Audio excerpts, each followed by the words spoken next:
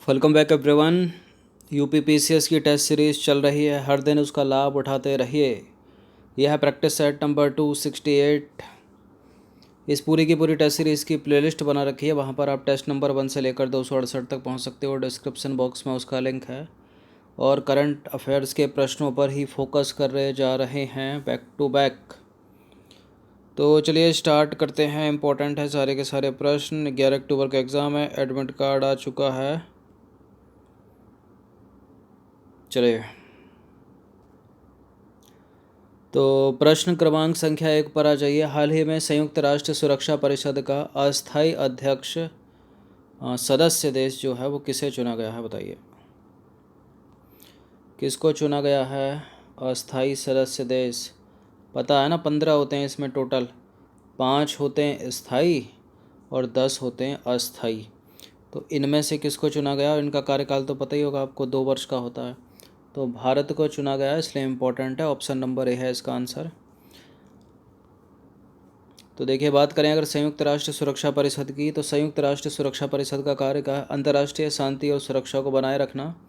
संयुक्त राष्ट्र सुरक्षा परिषद की स्थापना कब हुई थी? 1945 में। संयुक्त राष्ट्र सुरक्षा परिषद में कुल 15 सदस्य होते हैं।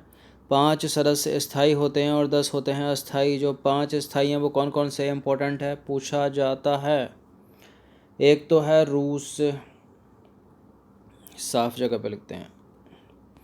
देखिए, एक है रूस, दूसरा है चीन, तीसरा है अमेरिका यानी यूएसए, चौथा है फ्रांस और पांचवा कौन सा है? United kingdom. तो इन पांचों के नाम याद रखना, ये स्थायी हैं।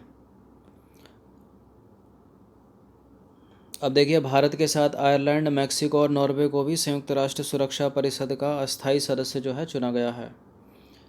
क्वेश्चन नंबर 2 पर आ जाइए। भारत में विकसित की जा रही पहली कोविड-19 वैक्सीन कोवैक्सीन, क्या नाम है उसका?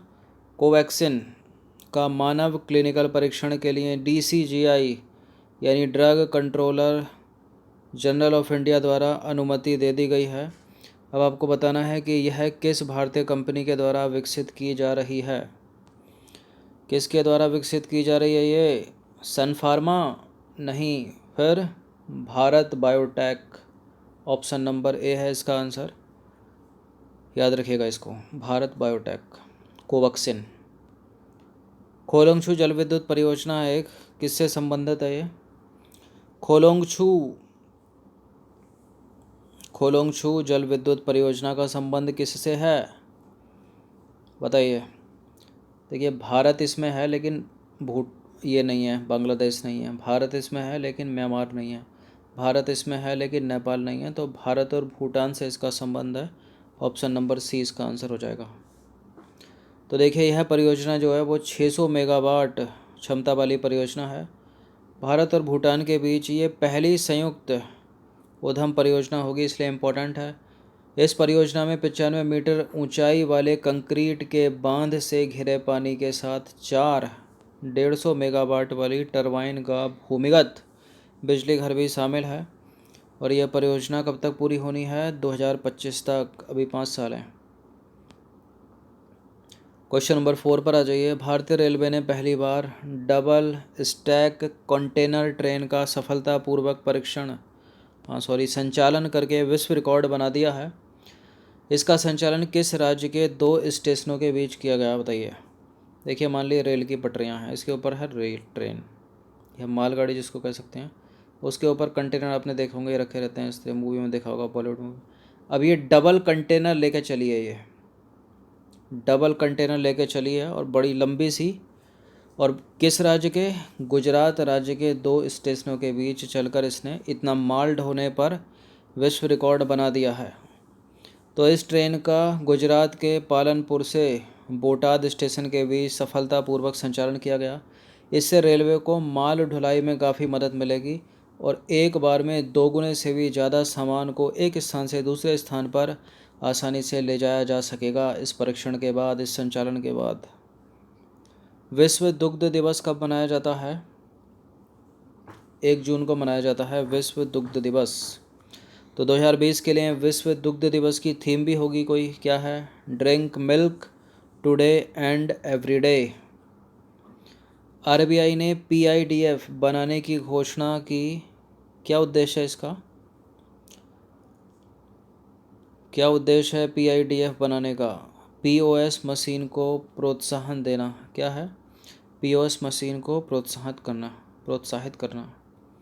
तो पीआईडीएफ है क्या? ये payment infrastructure development fund. POS मतलब पॉइंट ऑफ सेल। यह एक कंप्यूटराइज्ड मशीन है जिसका उपयोग कैश रजिस्टर के स्थान पर किया जाता है। ठीक है।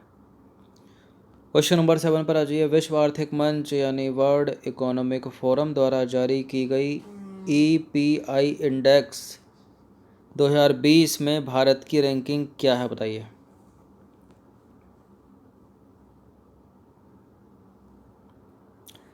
तो ईपीआई इंडेक्स 2020 में भारत की रैंकिंग कितनी हो गई? 168। Option number B 168।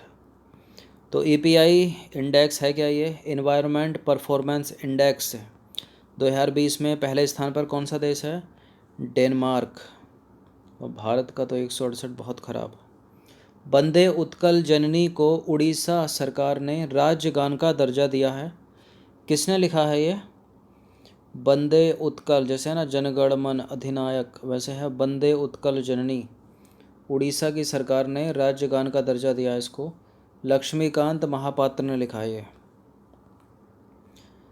Question number 9 पर आ जाइए। पूर्वी लद्दाख के किस क्षेत्र में 15 जून को भारतीय सेना और चीनी सेना के बीच हिंसक संघर्ष हुआ? कहाँ हुआ ये? दौलत बेग ओल्डी में? नहीं, गलवान घाटी में। ऑप्शन नंबर सी है इसका आंसर। तो देखिए, जून 2020 में लद्दाख की गलवान घाटी में एलएसी पर यानी लाइन ऑफ एक्चुअल कंट्रोल में भारतीय सेना और चीनी सेना के बीच झड़प हो गई, जिसमें भारतीय सेना के एक कर्नल समेत 20 सैनिकों की जो है वहाँ पर शहीद हो गए वो। फिर इसके बाद क्या हुआ सभी को पता है। बिहार रेजिमेंट ने क्या किया? डबल को मारा। फिर इसके बाद क्वेश्चन नंबर 10 पर आ जाइए। चीनियों को कुशीनगर हवाई अड्डे को अंतर्राष्ट्रीय हवाई अड्डा घोषित किया गया है। भारत के किस राज्य में है ये? किस राज्य में है ये? ये है उत्तर प्रदेश में। ऑप्शन नंबर बी है इसका आंसर। तो सीधे सीधे याद रखना, कुछ एक्सप्लेनेशन की आवश्यकता इसमें है नहीं।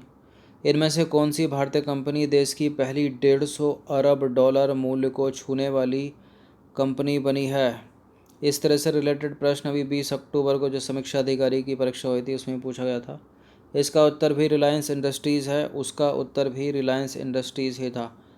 क्वेश्चन नंबर 12 पर आ जाइए। हाल ही में ऑयल इंडिया के बागजान गैस कुएं में भीषण आग लगने की घटना सामने आई है। अब आपको बताना है कि कहाँ हुआ है ऐसा। ऑयल इंडिया का जो बागजान गैस कुआं है कहाँ है वो? तिनसुकिया असम में। कहाँ पर है? तिनसुकिया असम। तो इस कुएं में प्राकृतिक गैस के कारण जो है विस्फोट हुआ है तिनसुकिया असम में। क्वेश्चन नंबर 13 पर आ जाइए। हाल ही में विश्व व्यापार संगठन यानी वर्ल्ड ट्रेड ऑर्गेनाइजेशन ने स्थायी प्रतिनिधि के रूप में किसे नियुक्त किया है? विजेंदर नवनीत को। किसको नियुक्त किया है? Vijender Navneet. Option number A. चर्चा में रही कोहाला जल विद्युत परियोजना। ये इस तरह के प्रश्न इंपॉर्टेंट होते हैं, जैसे जल विद्युत परियोजना हो गई, ऑपरेशन बनीला हो गया, ये सीधे सीधे पूछ लेते हैं और बताओ किससे है।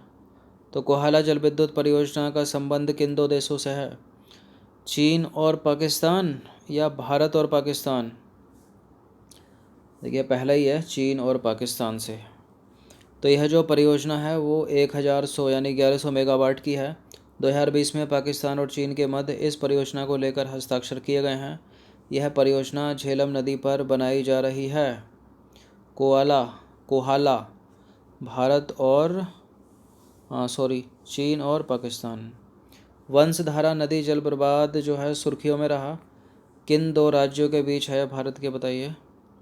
वंशधारा नदी जल विवाद समाचारों की सुर्खियों में रहा, आंध्र प्रदेश और उड़ीसा के बीच है ये जल विवाद। ऑप्शन नंबर डी है इसका आंसर।